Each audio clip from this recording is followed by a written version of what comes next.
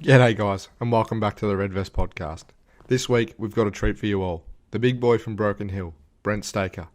Stakes talks about playing senior footy at the age of 16 in his big country town, wearing his dad's number, moving over to Canberra to try and establish himself as an AFL footballer, getting drafted to the West Coast Eagles, meeting Ben Cousins on his first day and hitting the town with Judd and Daniel Kerr.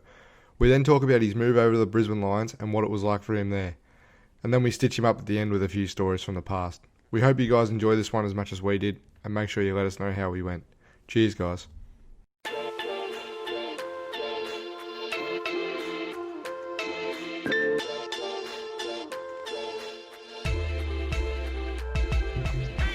G'day and welcome back, boys. We got Brent Staker here today. How are you, Stakes? Good, boys. Thanks for having me on. Beautiful up here in Queensland. Oh yeah, lucky to be there. We're stuck down here in cold and miserable Melbourne, but we'll have to deal with that for now. So we'll just start off today like we always do, Stakes, talking about your time in junior footy, getting started. Obviously, growing up in the small country town of Broken Hill over in New South, country boy you are. Just give us a rundown of how you came to play footy when you were a kid. Was it always your favourite sport? And just how your juniors looked and playing for West Broken Hill till you got drafted in the AFL system.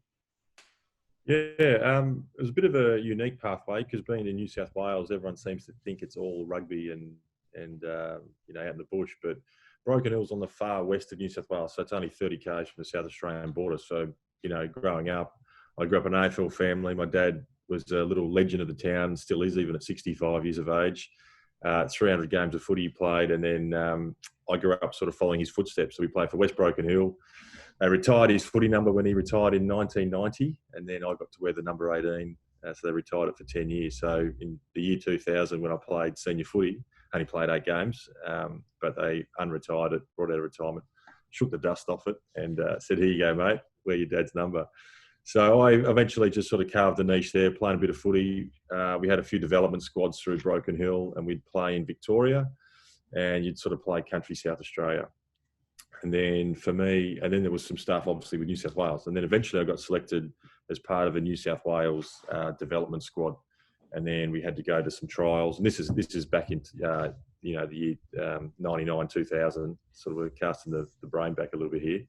But eventually got selected in these development squads, and that was under 16s. And then Rod Carter, if you remember Rod Carter, he played at the Sydney Swans back there. They used to call him Tilt because he'd run around and his head was on a tilt. He was our coach, and he just loved the way I kicked the footy. So he put me as a back pocket. Always had to kick the footy in, back into play. So I was a designated kicker from fullback, and basically found my niche, found a way through the under 16s and under 18s program, playing for New South Wales in the state carnivals. And then it's just a progression, really. This is a quick snapshot, but basically just got picked up. I got noticed in the under 16s, and then that carnival was in Tasmania in the year 2000. So we played against, obviously, Tassie, Queensland and Northern Territory. And at the end of that carnival, I didn't make All-Australian, but they said, you're one of the emergencies for the All-Australian squad. I did all that, and then at the end of that year, 2000, New South Wales ACT Rams, they were part of the TAC Cup back then. So they gave me a call and said, "Would you like to move to either Wagga, Sydney, or Canberra?" Long story short, ended up in Canberra and spent 2 years in Canberra playing footy there for the TAC Cup. So then you sort of get drafted. That's a bit of a quick snapshot, especially from the bush. There's a lot. It's pretty tough. I think back then there's a lot more awareness now for these kids, and they probably, teams will be out in the bush keeping an eye on some of the talent out there. But prior to me, it was Dean Solomon, who is a successful AFL coach and player with Essendon and Fremantle, Gold Coast, and he lived around the corner from me. But he was a bit of a pathway. There was Brett Cook before me, who played in the '97 grand final for St Kilda. He used to wear number 46, I think. Mm-hmm. And then since myself, I was sort of third, and then you've had a bunch of players, Taylor Walker, Mitch Clisby. There's a couple of boys now still playing at Isaac Cumming for GWS. There's a bunch of these Broken Hill boys that have sort of forged their way into the AFL, which has been great. Yeah, you talk about that move to Canberra. Was that like a quick, easy decision for you because you wanted to play footy so much, or did you have a good hard think and even think about not doing it at any stage? I know, very clear. I just remember, chatting to my old man, And he just said, if it's, he goes, you're going to live a different life to what we have. So he goes, you've got to take this opportunity. It was as simple as that. And I was 16 at the time. So I think I left Broken Hill about 16 and a half. It was when I sort of exited the town, and it was at the end of year 11. So I didn't hesitate. I had my best mates there. I remember driving out of the town, and all my mates sort of parked their cars because we're all on we just got our L's and P's back then. So our P plate, sorry. So they all parked their cars on the way out of town, and Mum and Dad, we shot out of town that day a few weeks later and headed off to Canberra, and they all gave her the salute on the way out. And that was it. Never been Broken Hill since. We get back to them, mate. They miss you. Yeah, I know. It's amazing. It's been, what's it been? Almost 20 years now since I've been a permanent resident of Broken Hill. But I go back once a year because Mum and Dad, my sister all live there. But yeah, and I love the footy there, but it's changed a lot. The old school footy when I was growing up was made up of, mid 30-year-olds. Now it's all, early 20-year-olds playing footy. Yeah, different styles, that's for sure. So we'll touch on your getting drafted to West Coast. Obviously, pick 37 in the 2002 draft. And just what was it like, obviously, going from Broken Hill to then Canberra to shooting all the way over to Perth in WA? Did it take a bit of time to adjust to it? And what was that shifting lifestyles like for you? The lifestyle going from Broken Hill to Canberra was tough. That was the hard bit. The lifestyle going from Canberra to Perth was easy. Yep. So, you go from living out of home for the first time to Canberra, moving in. I lived with a family. They had, she was a lady on her own but she had 3 kids living there. So I had to sort of fit in with that. And plus there was another footy boy living there with her. So that was tough. Plus I had to go to school that I didn't know. And then the following year I was at work in Canberra. So I was a greenkeeper for a year on a golf course.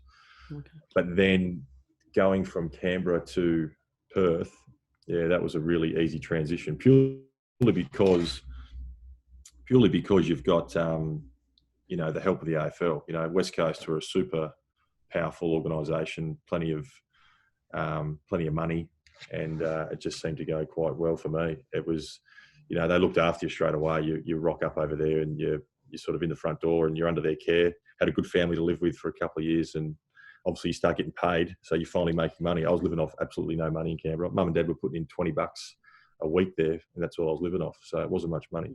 So it was a pretty easy transition going to the AFL. Yeah, I could imagine, a rich club like West Coast, they do everything to make you feel comfortable, that's for sure. And obviously, arriving at West Coast, they're already a pretty well-rounded team. They had some big names like Judd, Ben Cousins, and were looking at success pretty soon. What was it like for you walking in the doors your first day and you see these guys walking through? You see your Ben Cousins, your Judds, your Dean Coxes. Like, was it a bit like starstruck? Were you in awe a bit? Or were you just like, got to focus on playing footy, that's what I'm here for? Nah, 100%. I was in awe. I first guy I ever saw at the footy club was Ben Cousins. So he was and that was when at the height when he was super fit, and Cuzzy was a gun. So there was he was one of the very first guys. Our induction was pretty good fun. We had Judd and Daniel Kerr take us out for that was sort of the thing back then. You go out with a few boys and get to know the town, and then you'd have a big barbecue the next day with all the families. And I was nursing a little hangover because I was used to having a bit of fun. Coming from Canberra, it was pretty tame. But it was seeing all those guys was great. Glenn Jakovic was one that I was really impressed with, just a monster of a man. So to see Jacko and a lot of those West Coast players there, like you touched on those names. Everybody sort of knew those names. There was a bunch of other names that nobody really knew about. They weren't as high profile, but all ripping blokes, and everyone had a great time. And my time in West Coast was incredible. It was super, super, super talented team. Arguably should have won, another 2 or 3 premierships. But just a fascinating time to be in Perth. I love Perth, and I was definitely starstruck at the start, but started to find my feet after that. Yeah, sounds great. You always love to hear about the older players getting the kids involved and making them feel at home, and makes you really know that they're out on the town. Yeah, especially that.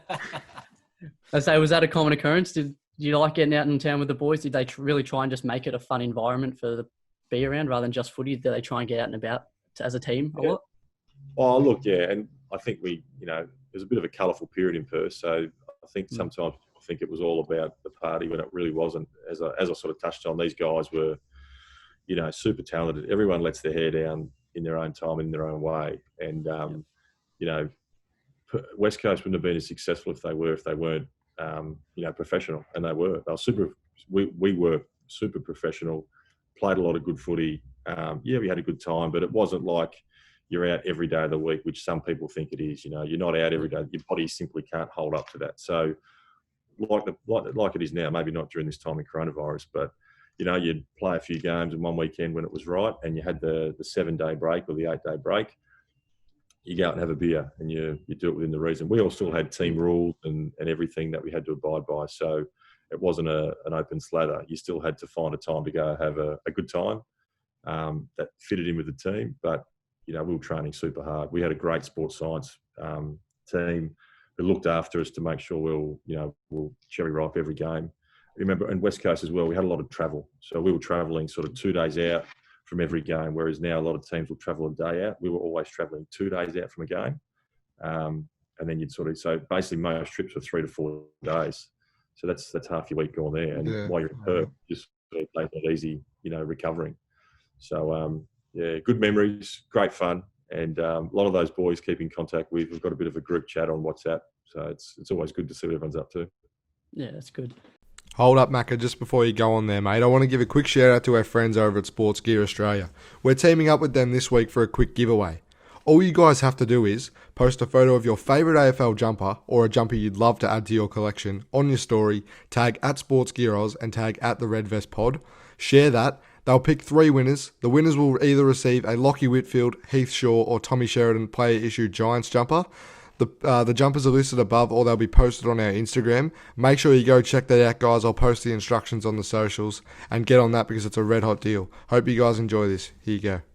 And you actually mentioned the travel. I was going to talk about that. Do you reckon, obviously you played at West Coast and Brisbane, 2 teams that aren't based in the Victoria central part of the AFL and lots of travels involved. Do you reckon that plays a big part in the team's results? Like, are a team so adjusted to it and have processes in place these days? Or does it still play a part having to travel those long distances to get to games, like every second week almost? Initially for the young kids, it's probably a huge adjustment. Yeah, but you do quickly adjust. I felt like I adjusted. Like, you look forward to it. Remember, footy's a long season. You're playing 23 games. If you're in Perth, you're travelling, 11 to 13 of those games. And if you play finals is a bit different now because most of it's all a home final if you finish in the top. Yep. So it could have changed. I think back then, during the finals, you had to be prepared to get on your bike a bit more and then throw in pre-season. So there was a bunch of travel. And you just adapted to it. But at the start, it was a bit of a shock getting used to how to fill in your time on the plane and buses and then hotels. And especially I was there for 7 years. And I played a bit of footy during that time. So I think early on it was a bit of a drainer, but after that you sort of got used to it. Yeah. And now most teams are. You talk about filling in your time with the plane trips, bus trips, all that sort of stuff you do on an interstate trip. Did you find yourself having more of a routine or any rituals you did when you travelled interstate? Because I've heard some pretty weird ones, but I'm just wondering if you had anything that you did in particular. No, I didn't. Yeah, I can't ham that up. I didn't have too many rituals or anything that we didn't have Netflix. Things like Netflix and that made it a lot easier. Everyone had everyone was reading books. You had a bit of the entertainment on the plane. Some guys used to pull out the big laptop or those mini DVD players and watch stuff. So it's funny, you look at the way you travel now. You just carry a phone and you've got everything on it. And you can do it all. We used to pull out a suitcase and bring everything out of it and try and enjoy yourself on the plane. The only other ritual that I may have thought of is that guys used to prepare their own food. They'd go to their certain Italian restaurants, bring their own food. Some guys are doing study, but sorry, there was nothing really quirky that we used to do that I used to. No, I remember something, Stakes. I remember sitting next to you a few times on the bus trips, mate, in Melbourne, and it's fair to say you liked a few classic tunes, mate. You had a nice 90s playlist that was on your iPad back in those, or on the Apple iPod back in those days, I think. Yep. So just run us through your musical taste, mate. What sort of stuff you like listening to? Yeah, I'm a big '80s fan, so I should have. Well, I was born in the '80s, but I should have been through my 20s in the '80s, if that makes sense. Absolutely love all the classics there, and really old school rock and roll. I used to grow up. Mum was always playing rock and roll music, so that was. And I'm a bit of a fan of country. I don't know if I played too much country music around you, Shermo. I was a little bit too scared. Too many people like the country. I just did remember. I'm going to throw myself under the bus here, but one thing I do, and I always did on travel, and I still do it now, is I'm a sucker for a trashy magazine. So I'll go buy, $10 worth of trashy magazines and just flip through it. It's just easy reading. And but I used to cop a bit of flack for that for the West Coast boys because the old day or whatever it was. But it was a bit of light-hard reading. But I tell you what, as soon as you finished, there was someone over your shoulder. Can I read that magazine? So everyone wanted to read it. I was just a sucker buying it. Oh, it was better than Bungie McGrath sitting up the back on the bus playing his PSP for about 3 hours. So, yeah. So, the fun and games, mate. Okay, we'll take it back to obviously at West Coast. We talked about these great names and your time at Brizzy. You're at a club with such a rich history, with obviously the likes of in the 2001s, 2s, and 3s. You're Michael Voss's, Simon Black's, Nigel Lappin's, two of the greatest midfields of all time. They say is. Being up and close and personal with that West Coast midfield, would you say it's probably gotten the edge over it or been one of the best in history, or what's your view?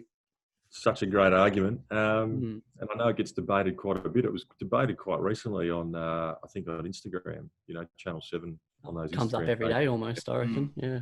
Yeah. Oh, look, it's interesting because, you had, when they talk about those midfield, I think they just mentioned the four midfielders from Brisbane. Correct me if I'm wrong here, but they'll sort of say Voss, Black, Lappin, and was there one more they speak of? Oh, is it Justin Sherman, maybe? No, Daka, yeah. And they speak of four. So they're talking four midfielders. But when West Coast do it, they do three midfielders. So they say Cox, Cousins, Kerr, and Judd. So Coxie is that's how I look at it. So I go, okay, well, that's four midfielders from Brisbane, but they're throwing out three midfielders and a ruckman from West Coast. So it's not like for like, but Coxie was played like a midfielder. So you can sort of argue that way. The thing was, West Coast guys at that time were 2 to 3 or 4 years younger than the Brisbane guys. The Brisbane guys were a bit more hardened and probably a bit more wise. The West Coast guys were just super fit and fast. We're splitting hairs, and it's really hard to decide because if you go through all 8 of those players, they're all going to go down as 8 of the greatest players in the AFL. How do you decide it? It's just a shame. Imagine seeing all them in one team. Incredible. I would have loved to have the opportunity to play in the same team as those 4 Gun Brisbane Lions players, because having Voss as a coach and Black as a good mate still now and a teammate, that was outstanding. But seeing the way that some of the stuff that Chris Judd and Daniel Kerr would do at training, they would always go head to head in practice games and they'd just light it up. Dan Cox was just basically changed the game again since Jim Stein's changed the game. It's just amazing to see. It's really hard to split hairs, so I can't really answer that, but awesome to be part of those guys and see how they went about it. Yeah, I can imagine those pre-season practice match battles, watching them, just amazing stuff to see, I could only think. And great. Those going head to head. It was wonderful. Obviously, they were a great midfield. They took you to the grand finals in 05 and 06. So you were fortunate enough to get a game in that 05 grand final. Unfortunately, you didn't get the result, as we've all experienced. You and the panel, we've all had some losing grand finals ourselves. We're not the luckiest bunch, but how was that experience the week going into the grand final? We always hear it's different for each player. Some get a bit overwhelmed, some just take in their stride. What was it like for you personally? Amazing. Yeah, absolutely amazing. I had an interesting season in 2005. I was a bit on the outer, and then there was one game against Port Adelaide at Subiaco. I played quite well, and it sort of just gave me a lot of confidence, and I finished off the year quite well. And then obviously we started to play even better and made it to the grand final.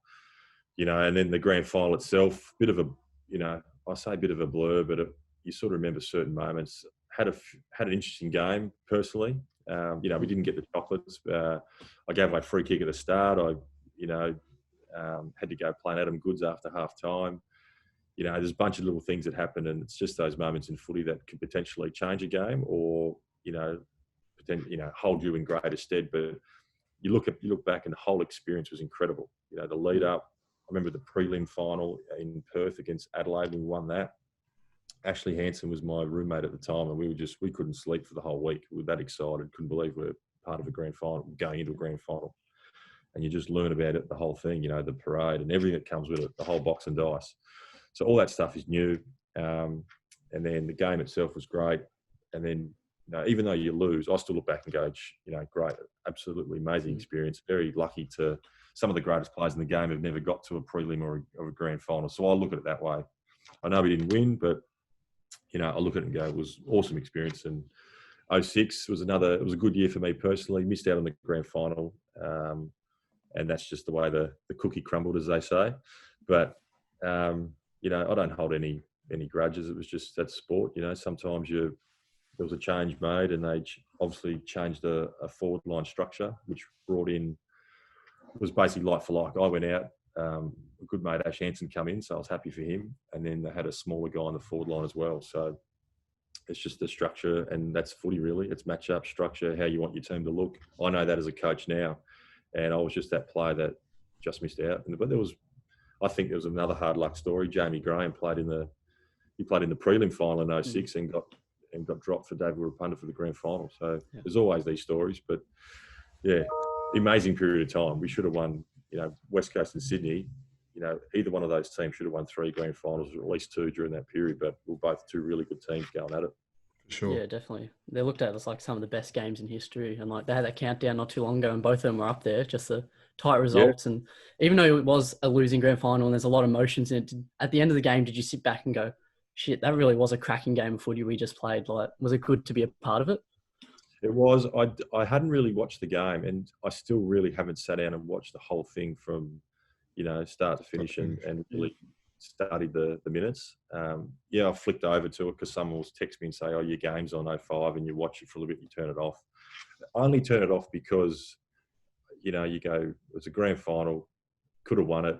I know the feeling I had after, which is what you just said then, and that feeling after it was just a big hole. You're like, and I was young, I was 21, and my footy brain probably back then, clearly wasn't as advanced or as matured as it was when I finished footy. The way I was playing footy at the age of 29, 30, 31, I was a lot more calm, understood the game.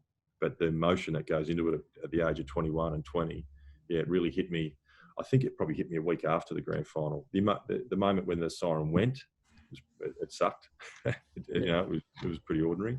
But about a week after that, it hurt a bit more. But I've never really sat down and watched it. But people sort of, as you say, it goes down as one of the great games. Yeah, well, with that emotion, like we see a lot of teams, they say it's a perfect example, Adelaide in 2016, 17, what it was, just make the grand final, fall short, and then don't have that in them to come back, or they drop off a bit. Like with that emotional toll that it took, just having such a close loss as well to Sydney, like did it take a lot to come back even better and win it the next year, or was that just the team it was? Like, was it ever in doubt? Was it like the character that got them to that next level next year? Definitely. Our character was the big thing, the talent. So you had guys that just, quickly come back and, refocus for the next year. 06, we had a great year in 06, and that was pretty much across everybody. Because you're so close, and you're right. Some teams can just go, it becomes too much, and they fall off a cliff. Other teams can refocus and try and sustain their, success for a long period of time. Geelong, clearly Richmond at the moment. These teams have been up there for a while. Sydney been successful for a long time. They're starting to dip now. But, West Coast at the time, I love the fact that we were out of the limelight. We were just a team over in Perth. And it's still always the case. Victoria is Victoria. They love Victorian clubs and footy. It's just the way it is. It's the home of footy. But these other little clubs on the outside can go under the radar. And West Coast and Perth itself, but West Coast we were massively under the radar back then. We had some of the best talent in Australia, and it was only a matter of time before we started to dominate, and we did, but just not enough. But guys like Cousins and Judd, Cox, Kerr, they all come back that pre-season for 06 and smashed it. And, everyone jumps on the train and away you go. Yeah, definitely. Well, I think I'll chuck it over to Connor now to talk about your finishing up at Sydney and your time at Brizzy. Yeah. West Coast, mate. Not West Coast. Stakes, one more thing before we move on to you moving up to Brisbane. Obviously, one of the big things that's happened in football is the incident with Barry Hall in 2008. We won't delve too much into this. I just want to ask personally, do you still hold a grudge against Barry? I remember seeing the interview, I think it was in 2017, correct me if I'm wrong, on the AFL footy show, where you Yes. guys actually met after about, I think it was 9 years or something. Yeah. It was. 'Cause he just moved up to Queensland, and I just finished playing 1 year of footy here in Queensland, I think it was. So we almost could have clashed again, because if I'd have played another year in Queensland footy, Barry was playing in 2017 and I finished in 2016, so we could almost clashed. Didn't happen. Yeah. But look, it's some people. It's a mixed opinions. People think it's I should hold a grudge. I'm at ease with it. Yeah, it wasn't a great incident. It's not a good look for the AFL. Considering that you'd come a long way from the 80s and the early 90s to king hits are now classed as bad, and it's quite dangerous, very dangerous. So that aside, that's not a good look for the game. But the dangerous thing is that you can seriously hurt people. Personally, and you guys would be the same, and everybody watching or listening, you don't go out to get hit. You don't go out to to be put in a position where you might break a jaw, or when it's from a punch. And that's I guess that's the pleasing thing, is that you get to sort of try and educate people to say it's not on, and you should just keep your eye on the footy and play footy on its merits. And but it's an incident in time that'll never go away, but I'm okay with it.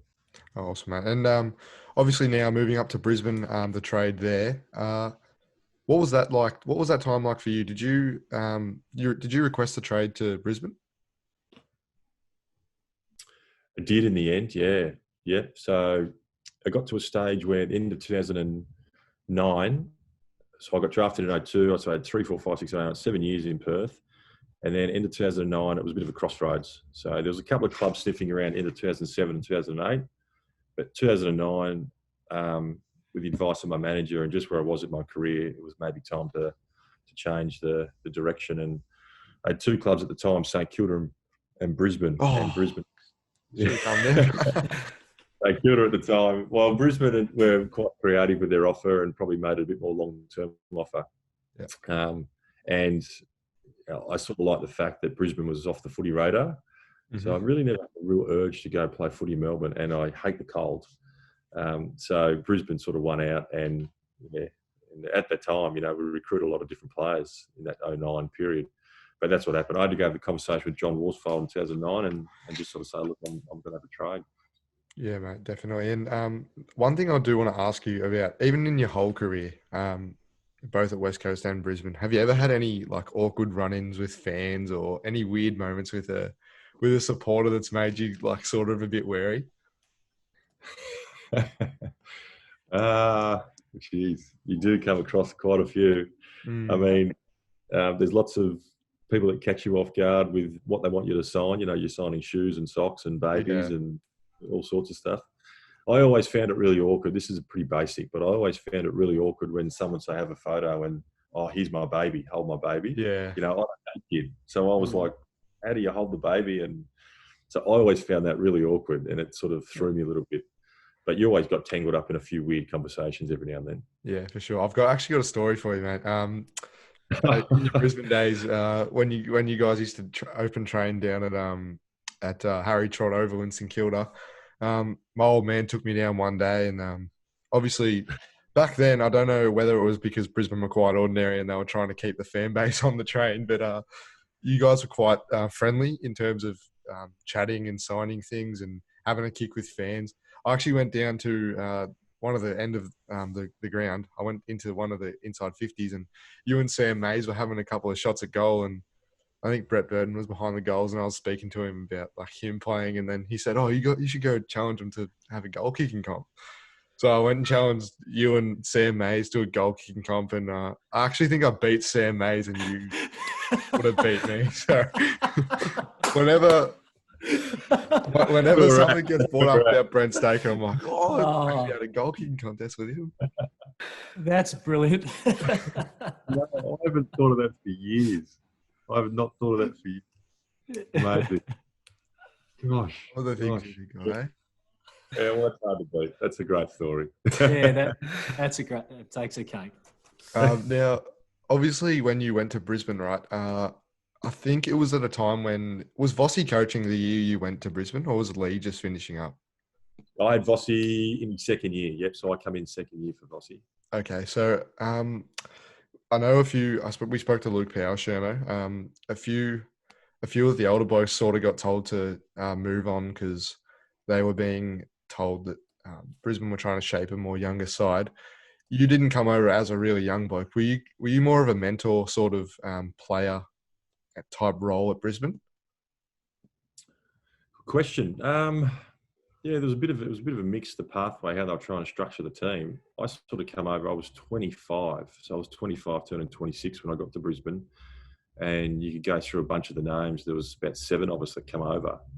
And it was a bit of a money ball kind of pitch. Mm. You know, the time I think was Graham Allen was the footy manager. So if you sort of go to that money ball, right, these are the players that are, you know, doing okay, but, you know, they could potentially do even better, and it could be a turning point for a footy club.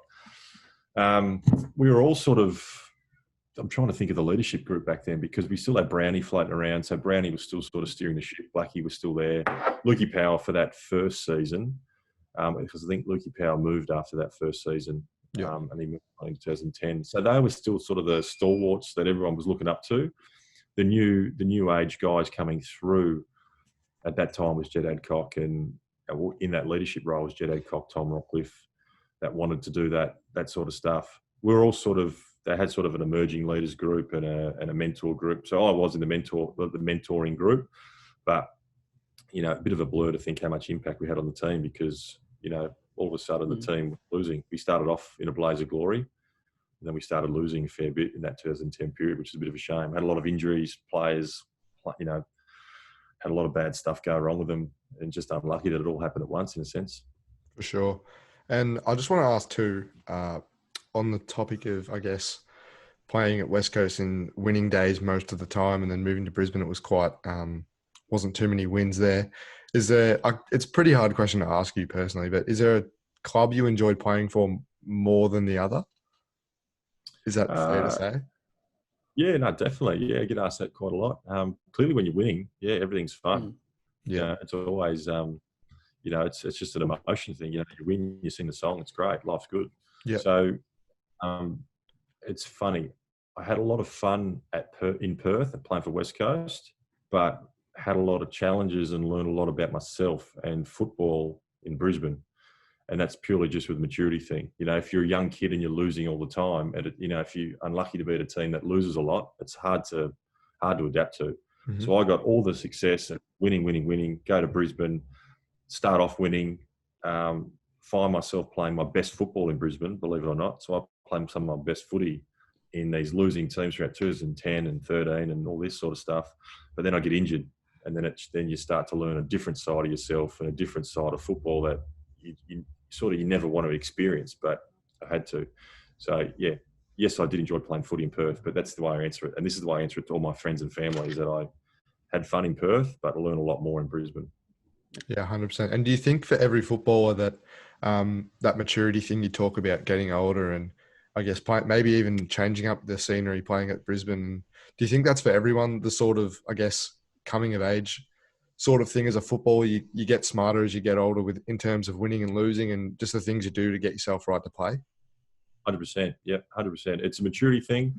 However, some players mature and figure it out quicker than others. And my perfect example of that is Chris Judd. So Chris Judd figured out how to, I don't know, he embraced the game straight away. I reckon he changed the game for all the youngsters coming through, because everyone wanted to be like Chris Judd and come in their second round of AFL and finish second in the best and fairest, I think in his first year, or third in the best and fairest, and dominate, you know. And he was just this electrifying kid that has come out under 18s and go, wow, where did he come from? And it set the pathway. Everyone's doing it now. Every basically young kid that's drafted, no matter if you get drafted in pick number 30 or pick 1, they want to have an impact straight away. The development of the young kids changed. Everything changed. So, yeah, it's a whole shift, that's for sure. But I blame Juddy for that. Well, Chris Judd, obviously a great player. If we can get him on the show one day, that'd be awesome. I know he's a big fan. No, he was a good man, but it was maturity, and that's right. Sometimes if you do change clubs, you do realise if you can handle it, if you can't, because it's an adaptation thing. If you just can't handle shifting, it's hard because if you've got a family, I didn't have a family, but if you've got a shift and it's tough, then it could impact your footy. For me, I had no kids, I didn't have a family. It was a complete shift, and I had to adapt. And I just love being in a new team, and love the enjoyment of being in a new city. It took me a while to get used to Brisbane, but just love the enjoyment. For some, it can be a bit different. Yeah, mate. One more thing before I throw it over to Shermo. Top 50 in the Australian Bachelor of the Year, mate. Old Steak. Is it true you requested a trade over to Brisbane because the mirrors were a bit bigger in the change rooms over there? No, I can deny that. I didn't know how big Brisbane's mirrors were, but they weren't as. They're actually pretty big. Come to think of it, they had a bigger gym than West Coast. Yeah, no, I got stitched up there. Someone threw me under the bus from the Brisbane Lions staff. So had a call one day and it said, "Hey, it's such and such here from Cleo Bachelor." And I was like, "What?" And they said, "Oh, you've been nominated." Anyway, it was a lovely lady from the Brisbane Lions who was a friend of mine in the staff. She said, "Oh yeah, Brent, I've nominated you. I think you should go in this." So that's how. There you go, mate. I'll throw it over to Sherman now to touch on some coaching stuff with you. No worries. Brilliant stuff, Gilsey. Fantastic, mate. Some good insights there. But let's go on to your coaching, mate. So obviously with yourself, and I know how it feels being a coach as well. It's great to be able to develop players and mentor them like you did with your role at Brisbane. But how have you transferred that into now coaching with the Brisbane's AFLW players? Is that a different approach, coaching females to males, and how have you found that transition, mate? I found the transition quite easy, and that's not to sound silly. It's just that I thought coaching would be a lot more at this stage. I mean, we come in at the start of AFLW, so I was probably expecting a lot more pressure, and it's been completely fun, and it's been just an awesome ride. That's the best way to describe it. So if I was stepping straight into an AFL coaching role, I assume, you're stepping into, $50 million organisation, lots of pressure, you've got to perform. AFLW is an unknown. So you basically rock up with this attitude to have a lot of fun, teach these girls where to go, what to do, how to play the game. And it's just been an awesome ride. But yeah, I didn't know what to expect in a sense. I originally said no to the role. So I got asked by Craig Starcevich to come on board. And I said no. And then he asked me again and I said no. And then I was overseas and he asked one last time and I said, okay, I'll do it. So looking back, best thing I've done, we're going, if the AFLW goes ahead in 2021, then that's season 5. So to come in as inaugural coach has been great. And I'll just say, I remember my very first AFLW session with the girls. I knew AFL for girls existed, for women existed.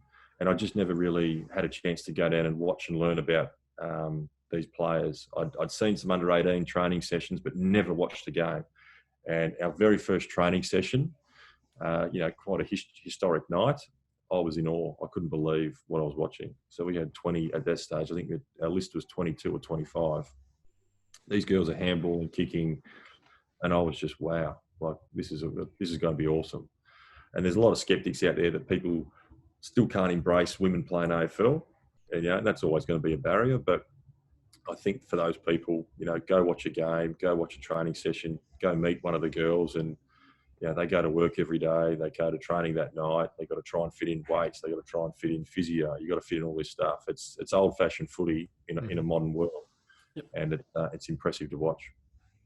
And that's amazing. Say it's the old school way in the modern world. Obviously, they used to do that back in the day. Do you think women's footy will come out the other side like the olden days did? I guess in terms of pay, in terms of sports science, getting everything they need to make them the professionals that they actually are? I think it will, and I don't think it's going to be for some time though, because coronavirus aside, put that out of the picture. Our sports science department and the people who we use at the Lions are very, very, very good, and I'm sure every club says the same. But I just know for a fact, because I've known these people for quite a while that are involved, that are we're pushing the boundaries. for equalisation of pay or what they deserve, that's going to take some time, but it will happen, because the quick answer is there's girls out there now that are working at Woolworths and getting paid their footy money and they're happy. But there's girls out there that are working full-time jobs, probably earning $100,000 and making footy money. So how can you expect the girl to go professional but only get paid 50 grand and be professional? Yeah. So until the wages can replace, until they can replace and you get some big sponsorships on board, placement of games, all those TV rights stuff, that's what changes the ball game. But the pleasing thing is that AFLW, I think, is now the most watched female sport in Australia. I know cricket, I think cricket's second, but I think AFLW, the stats were released that's now the most followed, most watched, and most participants. So it's grown very, very quickly in 4 years. But I still think it'd be another 4 or 5 years before they would turn professional. Absolutely. Yeah, right. No, that's an interesting few facts there, mate, about that. And I think the thing is now is that you've had Stas. I mean, he's been a head coach up there for a few years now. I was lucky enough to work with him when I was a player at Brisbane. I know the sort of person he is. He's a fantastic guy, and I had a lot of respect for Stas as someone who used to just get a coffee with outside of footy. Now, going a bit about Stas, is there's things that you've learnt from him, I'm sure, that you've added to your coaching game, and what other things do you take on in terms of a game day role, mate? What sort of impact do you have with the women down there with the Brisbane AFLW side? For me, for game day role, when I first started, I spent the first 3 years as the forwards coach. So that was awesome. But trying to implement all the little tricks as a forwards, trying to get the girls to be tricky in that forward line and not predictable.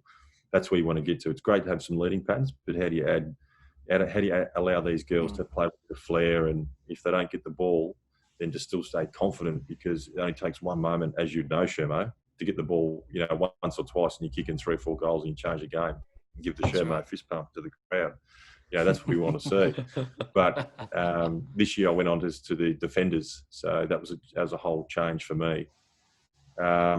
Look, that's the role for next year. Don't know. Do I stay as defenders? Do I try and change up mid? Not sure, but Craig Starcevic, then he's been amazing. Stas has been in footy a very, very long time, and he's been around West Australian footy. He's been involved with Collingwood. He's been involved with St Kilda, Brisbane. He was over in WA working with the state under 16s and under 18s, and then he's been involved with women's footy. Basically pioneered women's footy in Queensland here. So I've learned a lot for him. He's quite loud in the box, so he doesn't mind smashing a table and all that sort of stuff, which is good. But, I just like the way Stas thinks. He's very, very calculated, the way he is, especially match committee. When you go through match committee and how you talk there as coaches, how you challenge each other. Yeah, he's not a person that's going to put you down. He basically challenges you in a good way, respectful way, and likes people challenging him back in a respectful way. And that's the way it needs to be. Yeah, it's great, isn't it, mate? Is Big Straub still down there with you? Big Daniel Merritt? Is he still on the coaching panel there? He is. Yeah, he's losing his hair at a rapid rate, but Daniel Merritt, he's still there. So you've got myself, we've got Clark Keating. So it's a star-studded lineup, and we're all over 6'4". Oh, big crackers. Boys. Crackers Keating. You've got Craig Starr. You got myself and Daniel Merritt. So we're the tallest coaching staff in the AFLW. And the coaches' boxes are a bit tight at times because we're all fitting in there. There's no, especially now with social distancing, I don't know how that's going to work. But ripping bunch of coaches. We all, got a good history playing against each other, and obviously stars coaching and working with those guys. So it's really good fun. And I still don't know where I'm going to go with my coaching career. I don't know if I want to push into the AFL or try a different pathway, potentially coach AFLW. I'm not sure. But for the moment, I love just, building that knowledge, getting to know the players, working with the players and learning different coaching styles, forwards, backs, hopefully get onto the mids and practice some stuff there. Yeah, it's awesome. And I think Blackie's had some involvement down there too, hasn't he, mate? We got him, in and out of his survivor commitments. He made a bit of effort to come down to see us. Yeah. But no, the girls love him. I mean, he's called the GM, the great man, for a reason, Simon Black. So to have Simon Black to come down to training and take a few little midfield skill sessions and little, techniques, money can't buy that stuff. And Blackie does it out of the goodness of his heart. So he comes down, has a bit of fun, runs a drill. He loves his tackling drills, doesn't he? Loves his grappling, loves his tackling, handballing. Voss is the same. Vossy just love those handball technique drills to get power, and Blackie's the same. Toe to target. All that sort of stuff. Exactly. It's impressive. You know what though? Like as soon as you get a guy like Blackie at the front of the group, I mean, they listen to all of us, but they get Blackie. You can hear a pin drop. They just stare at Blackie. Yep. Whether they're mesmerised by his good looks or his coaching, I'm not sure. Yeah, I remember on that Stakes. I remember we used to have a tackling coach who used to come down to training in pre-season when I was there for 6 or 7 years. He was the Melbourne Storm's tackling coach. He was very well renowned at that time. He'd worked with a lot of AFL teams and some other NRL teams. And we used to do this drill in the sand on pre-season. And it was called sumo wrestling on the stand. You used to have to push them off with your hands and keep them at bay, but try and get them over a certain period. And then the next guy'd come in. It was like kings. And if you were lucky enough to last more than 2 or 3 runs of 3 different opponents, you'd done really, really well. It's fair to say you'd be exhausted. Blackie was the king at that. I remember watching him once, and I think he went through 4 or 5 opponents. And I'm like, how does he do it? Like, I was gone after 1 or 2, and he's pushed on through 4 or 5. So that was just a memory that sat with me. I don't know if you'd done anything like that over your time. No, I think about the end of that goal when I come to the Lions, Shermo. We used to do it indoors at UQ there, and we used to do it barefoot. And I used to hate it. And he used to make us hold our neck. This guy used to make us hold our neck off the ground for 8. And I think I walked around with a sore neck for at least a couple of weeks after that. My neck had never been so sore. It's just to balance your neck off the ground. And he was screaming at us.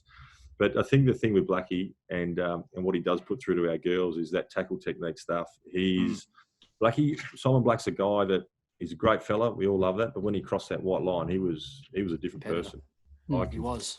He wasn't Simon Black that I was just talking to in the change rooms. When you crossed over that field, Simon Black turned into somebody else. He was possessed or something, and he was a champion. He was great. He was great on the field, and that's what made him great. And to get that ability to share that with our girls, it's pretty special. I think one thing about him too, I spent a bit of time with him at the Simon Black Academy down here. When he came down, he said a lot of the time throughout the year, even AFL players at their best, some mornings you wake up and you just don't want to train. He said even when he had that feeling, I guess he still gave it 110% in terms of trying at training. And that's how he got the best out of himself. So, yeah, definitely a real good professional, Blackie. Yeah, it's such a mentality. If you can master that mentality, it's huge, and that's exactly why he lasted as long as he did. Yeah, I agree, mate. And now retirement from your playing days, mate. Let's go on a bit about life. What are you doing outside of footy? What's some things and passions that you like? I know a couple, but I'd love to hear from the great Stakes himself. So, mate, tell us a few tricks that people might know, mate, that you like doing away from footy. When I finished footy, I'll be pretty quick, but I finished footy, I had 6 months off, and I went into selling businesses. And happy to say, like, I wasn't the greatest academic at school. I passed school, but I didn't want to go to university. And purely, the reason I didn't want to go to uni, I'm happy to openly admit it, is that I just didn't know what uni meant, and I didn't know what I wanted to study, and I didn't know how to study. I didn't know what it meant. So I look now and I go, okay, I could probably go to uni and understand it, but when I was coming towards the end of my career at 31, I was afraid because I didn't know. And during my time in footy, I didn't know what it meant or how to do it. So I never pursued some stuff. Since then, I got into selling businesses here in Brisbane. So we're selling accommodation businesses and selling management rights businesses. So I was brokering the deal and getting commission for that. It was pretty tough work. And I was in that for 4 years. So recently, and in that time, I did a business diploma and a few other little things here and there, real estate course, all that sort of stuff. But as of last year, so 2019, November 2019, I made the call to change up. So now I'm working in a sports apparel company called LRF Sport, and that's where I am right now. So we manufacture all these basically footy guernseys, apparel for all footy teams, for schools. So, think of every footy team. Well, they've got their on-field, their off-field gear. So their Guernsey, their shorts, and then we make all their off-field gear as well. So their hoodies, their polos, their T-shirts, their pre-season gear. So I've been with LRF Sports since December, started on December 1. and just a different environment. I love getting to meet the footy clubs and, bring their designs to life. So we've got a designer I work with and do all that stuff. And the only other thing I've got in the background is I've got a bit of a gutter guard business. So we put gutter mesh around houses. So that's my own little business. I do it on the side. So it stops, you probably wouldn't have thought this, but it stops birds and, all the things in your getting into your ceiling. And it also, when you protect your gutter, it allows your water to run into your gutter and run clean to your tank and not get into your ceiling and ruin your house. So especially up here in Queensland, it's pretty, it's a good little business. So want to give it a quick plug, mate? What's the name? What do we got? It's called Gutter Night. Gutter Night. So that's the new sponsor of the Red Vest podcast. Everyone, get around them. I'm sure we can get that. No, that's beautiful. That's beautiful, Stakes. Now, yeah, no, that's great, mate. And always know that you loved your fashion. So now I asked Rainsy this. It's fair to say we all used to love a latte down at Chapel Street in Richmond when we used to go away. But was there a store? Is there a store that Brent Staker loves spending his time in? You mean now or playing footy? Yeah, now. Back in the day, I'm sure there's one that really Mirror shop. There was a shop. It's funny you mentioned that, Shiva. It comes to my mind straight away. There was a shop on Chapel Street. I think it was called. Was it called Dakota 501? It was near the jam factory there. It's called Dakota or something 501. And I used to love going in there, and I'd always be a sucker for going in and picking up a new T-shirt or pair of jeans or something in Melbourne. But no, the best shop, hands down, right now. It's quite expensive, and I only shop there if I really want to treat myself. Is Jamie Charman's wife? She's got a shop called Calexico, and it's the female, but the men's version is called Calexico Man. So if you get to Brisbane, go shop there because all her stuff is from Paris, New York, and Milan. So it's pretty cool gear. Yeah, wow. So you won't see. Wow. Top notch. You do pay a bit more, but it's wicked clothes. If you're looking for a nice, sharp little shirt, Shamo, I know you would be something to fluff the feathers. It's worth going to. Absolutely, mate. We all like looking good at events. It's good, mate. Good to hear. Now, coaches, mate. You've had a few awesome ones over your time. You've had Busher, you've had Vossi. Now, I'm sure you would have learnt a little bit of their coaching style, added that to your coaching as well. Is there one guy that you sort of sat back and just loved the way that he coached the team and the way he really delivered the message and developed his players and just loved the way generally that he went about it? Yeah, I sort of lean towards, I had Justin Lepich, John Worsfold, Michael Voss, and I had Mark Harvey for a little bit there as well when he was caretaker coach at Brisbane. I mean, they all brought something different, clearly. But, as a youngster, you always sort of buy into that first coach. So I sort of really bought into John Worsfold. And then, however, I feel like Michael Voss had the best footy brain out of all those coaches. So Vossi, for me, was the most intellectually footy, smart, driven, whatever you want to call it, the way, he got a bit heated at times, Vossi, but I think he really did, probably got into coaching, and everyone says it maybe a year too soon, probably just needed to do 1 or 2 years as an assistant.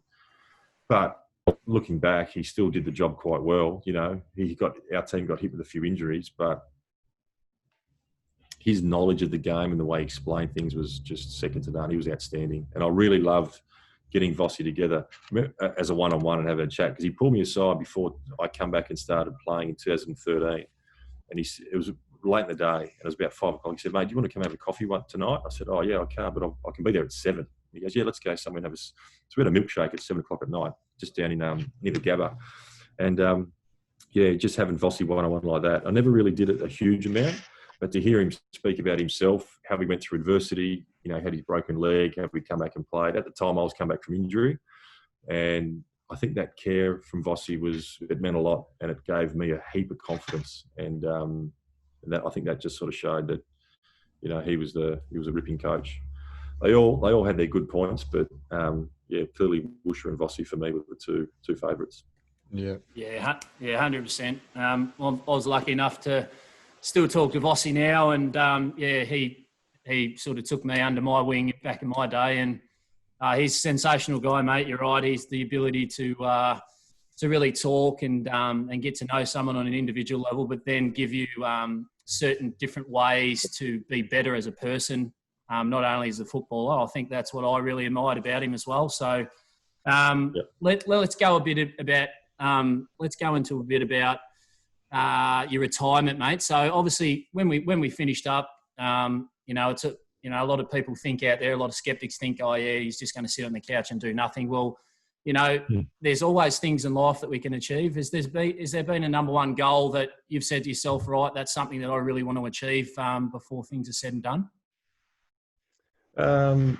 Well, the retirement came around in a sense where I had to make a decision because I knew there was no contract for me at the end of my time at Brisbane. So that was 2015. So I could sort of sense mentally I was completely fine. I'd been banged up a little bit with injuries, but I was completely fine mentally. So I was like, I could play another season, except I started to get a soft tissue hamstring injury, just kept recurring because that's where I had a knee reco and all that sort of stuff. So I had to make a tough call there, and to get 13 years out of myself I was pretty happy. I know some players will bust their ass and play one game and have 1 or 2 seasons. So for me to get 160 games in 13 seasons, I was absolutely over the moon and still am. But since footy, it's sort of weird. I don't know really what the goal is in terms of what industry I want to stay in, for the next 10 or 15 years. I'm not sure. I like where I am now. I really like small business, and I like the, it's a tricky time as we, with this pandemic with small business, but I really like small business, and I like to control your own future. Sometimes working for those bigger companies creates a bit of unnecessary pressure. So I'd rather start something on my own and sort of forge your own way. Hard to do, very hard to do, and I'm sort of trying to do that at the moment. But we'll see where it goes. Yeah, at the moment, just enjoying life. There I go. Great, good on you, mate. And right now, I think, boys, it's fair to say we've got through the footy stuff. We've got through the talk. Now, I like to have a bit of fun, mate. That's going to be all right with you, isn't it? Yeah, I'm a bit nervous. Right, here we go, mate. Now, yes. No, so you should be, Stakes. No, I don't know about that. No, we'll just get into it, mate. Look, it's called Worms Whip. Now, we're going to have 10 questions. I'm going to chuck. They're going to be quick fire. I just want the first thing that comes to your mind. All right? All right. Greatest mentor? My father. Greatest achievement? First game of AFL. Funniest teammate?